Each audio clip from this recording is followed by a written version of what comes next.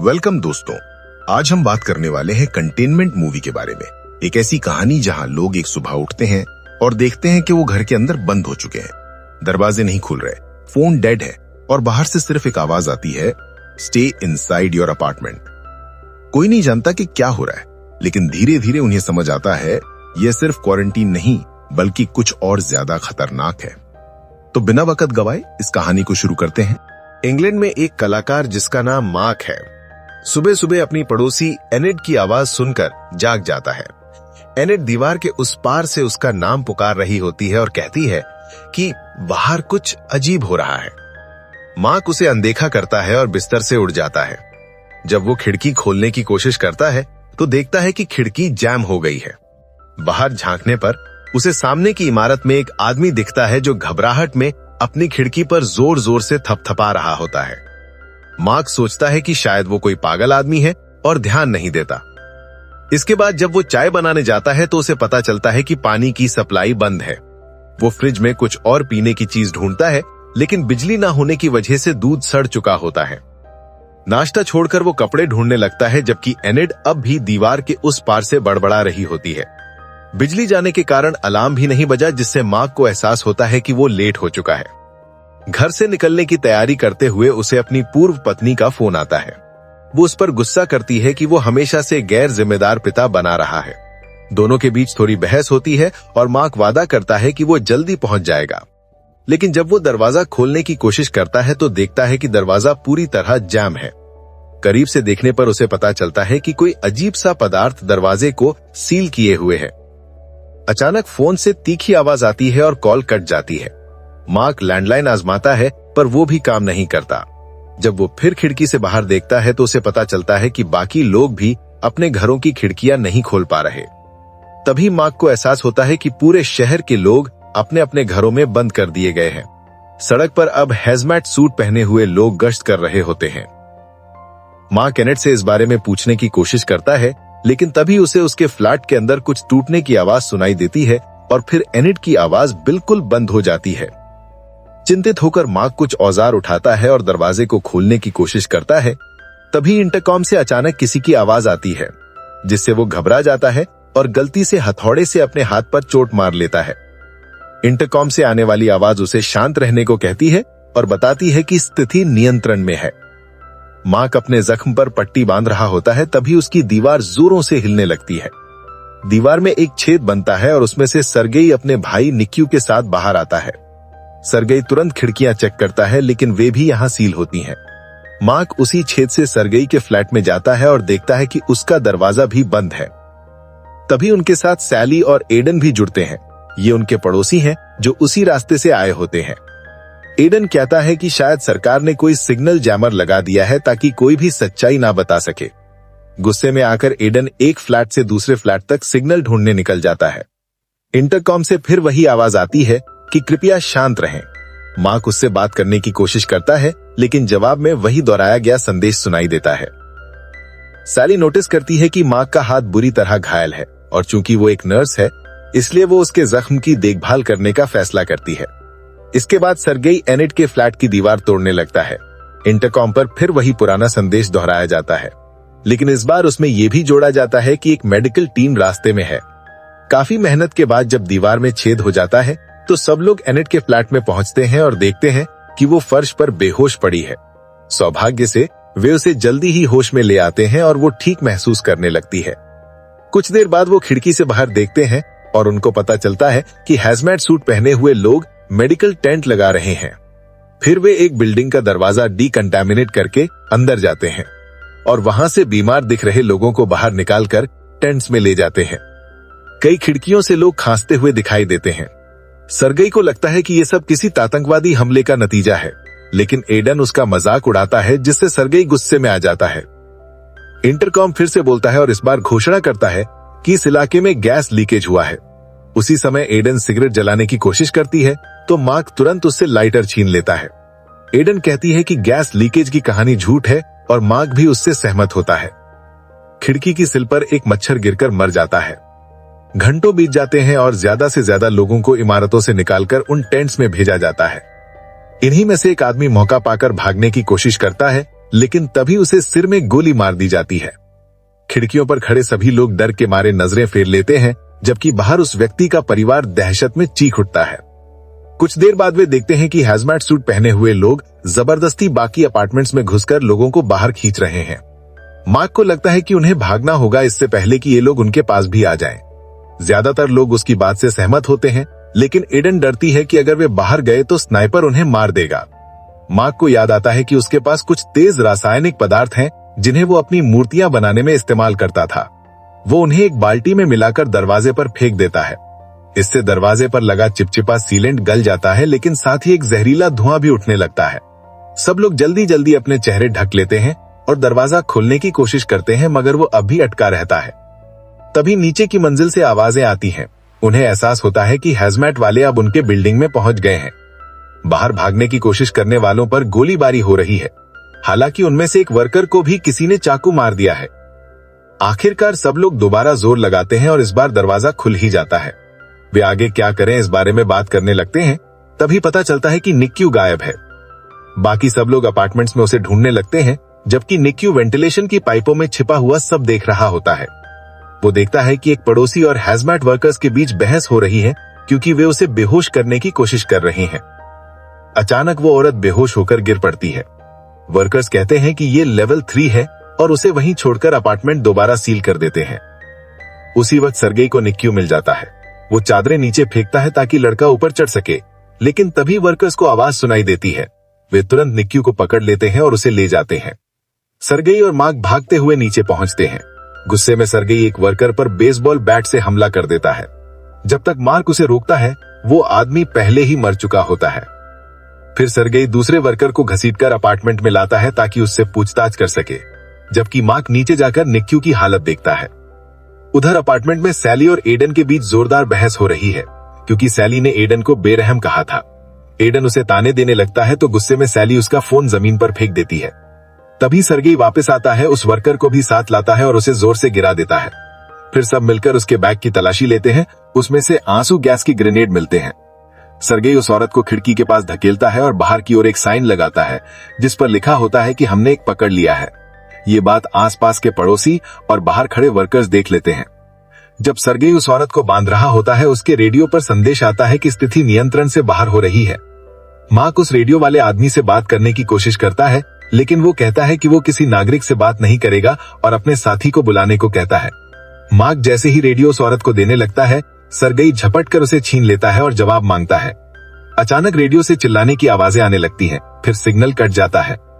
Mark शांत स्वर में उस औरत से बात करता है। वो बताती है कि उसका नाम हेजल है। वो कसम खाती है कि उनकी टीम मदद करने आई है और उनके पास जो हथियार है वो सिर्फ आत्मरक्षा के लिए है, क्योंकि कुछ लोग इस हालात में हिंसक हो गए हैं। जब मार्क उसका हैजमैट सूट उतारने की कोशिश करता है तो हेजल घबरा जाती है और उसके हाथ झटक देती है।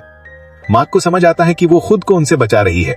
हेजल बताती है कि 1 महीने पहले इस इलाके में एक अजीब बीमारी फैलनी शुरू हो गई थी। उन्होंने उस बीमारी को रोकने की बहुत कोशिश की, लेकिन वो बहुत तेजी से फैल गई। इस सब को गुप्त रखा गया है ताकि लोगों में दहशत ना फैले, क्योंकि ऐसा होने से हालात और बिगड़ जाएंगे। वायरस सबसे पहले गले में असर करता है, सांस लेने और बोलने में तकलीफ होती है। अगले चरण में नजर चली जाती है और आखिर में शरीर के जरूरी अंग एक एक करके काम करना बंद कर देते हैं। वैज्ञानिक इलाज ढूंढ रहे हैं, लेकिन अभी तक कोई उपाय नहीं मिला है। अचानक गुस्से में सर्गेई हेजल का हैजमैट सूट फाड़ देता है। हेजल तुरंत एक इंजेक्शन निकालती है, लेकिन सर्गेई उसे छीन लेता है। हेजल मानती है कि वो इंजेक्शन एक वैक्सीन है, मगर वो अभी सिर्फ एक प्रोटोटाइप है। उसे खुद भी नहीं पता कि ये काम करेगा या नहीं। फिलहाल सबसे अच्छा यही है कि सब लोग अंदर ही रहें। शाम होते होते सब लोग उसी वैक्सीन पर चर्चा करते रहते हैं। क्या इसे सब में बांटा जा सकता है, लेकिन खुराक बहुत कम है। इसी बीच जब सब बातों में व्यस्त होते हैं, हेजल अपने हाथ खोलने में सफल हो जाती है और भागने की कोशिश करती है, मगर सर्गेई तुरंत उसे पकड़ लेता है और जमीन पर गिरा देता है। बाकी लोग उसे रोकने के लिए झपट पड़ते हैं ताकि वो हिंसक ना हो जाए। इस झगड़े में गलती से सर्गेई निक्यू को थप्पड़ मार देता है, जिससे वो रोने लगता है। घंटों बीत जाते हैं और एडन बार बार रेडियो से संपर्क करने की कोशिश करता रहता है, लेकिन कोई जवाब नहीं मिलता। वो टेस्ट करवाना चाहता है तो हेजल बताती है कि उसके मरे हुए साथी के पास एक टेस्टिंग किट थी। ग्रुप हैरान रह जाता है जब वो देखते हैं कि बाहर कोई भी हैजमैट स्टाफ नहीं है। तभी अचानक एक गुस्साई भीड़ एक बिल्डिंग से निकलती है। वो ऊपर खिड़की की तरफ देखती है और ग्रुप को समझ आ जाता है कि ये भीड़ हेजल को ढूंढ रही है। इंटरकॉम बजने लगता है। मार्क ह्यूज उठाता है और दूसरी तरफ से एक आदमी कहता है कि उसकी पत्नी बीमार है और उसकी बेटी को ले जाया गया है। वो कैदी से बात करना चाहता है ताकि उसे पता चल सके कि वैक्सीन कहाँ है। मार्क उसे समझाने की कोशिश करता है कि हेजल को कुछ नहीं पता, लेकिन वो आदमी उस पर भरोसा नहीं करता। तब मार्क कहता है कि वो बाकी स्टाफ से पूछें। आदमी बताता है कि उन्होंने एक को पकड़ा था, लेकिन वो मर गया। अब हेजल ही आखिरी बची है। भीड़ इस बिल्डिंग में घुसना चाहती है, लेकिन ग्रुप मना कर देता है क्योंकि वो संक्रमण से डरते हैं। तभी सर्गेई गुस्से में इंटरकॉम तोड़ देता है। बाहर से शोर बढ़ने लगता है, जिससे साफ पता चलता है कि भीड़ दरवाजा तोड़ने की कोशिश कर रही है। सर्गेई हेजल को पकड़कर घसीटने लगता है ताकि उसे भीड़ के हवाले कर दे, लेकिन हेजल धमकी देती है कि अगर उसने ऐसा किया तो वो भीड़ को बता देगी कि इनके पास वैक्सीन छिपी है। भीड़ के और करीब आने की आवाज सुनकर सर्गेई, मार्क और सैली मिलकर मार्क की एक भारी मूर्ति को दरवाजे के सामने घसीट कर लगा देते हैं ताकि उसे ब्लॉक किया जा सके। उधर हेजल आइडन को बहला फुसलाकर बताती है कि उसे पता है एक चेक पॉइंट कहाँ है जहां और वैक्सीन मिल सकती है, और उसे अपने साथ चलने के लिए मना लेती है। लेकिन तभी एनेड और मीकू वापस कमरे में आ जाते हैं, तो फिलहाल उन्हें रुकना पड़ता है। कॉरिडोर में अब भीड़ दरवाजे तक पहुंच जाती है और उसे तोड़ने की कोशिश करने लगती है। सैली उन्हें समझाने की कोशिश करती है, लेकिन तभी एक आदमी खिड़की का शीशा तोड़ देता है और कांच का टुकड़ा सैली की गर्दन पर लग जाता है। सर्गेई एक टीयर गैस ग्रेनेड फेंक देता है, जिससे भीड़ में अफरा तफरी मच जाती है और वो वहां से भाग जाती है।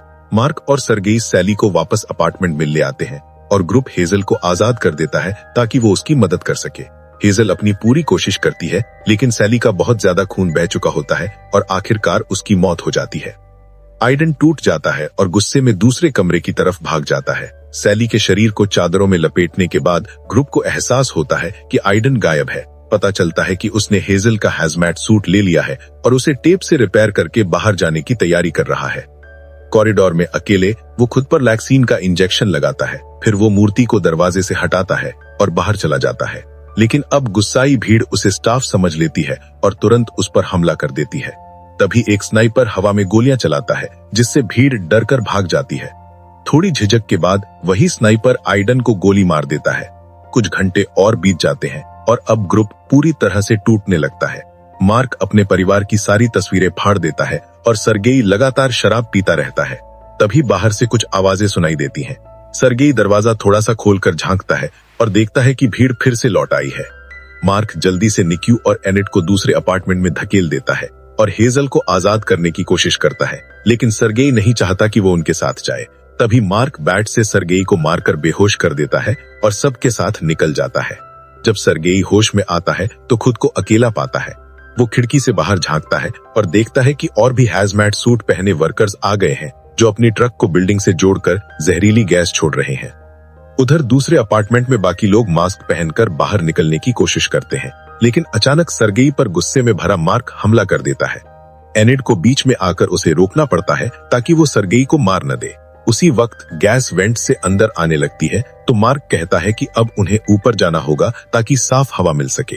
सीढ़ियों की तरफ जाते वक्त उन्हें हेजल की लाश दिखाई देती है, जिसकी गोद में एक साइन रखा होता है। तभी पीछे से एक पड़ोसी सर्गेई को डरा देता है और सर्गेई तुरंत उस पर हमला कर देता है।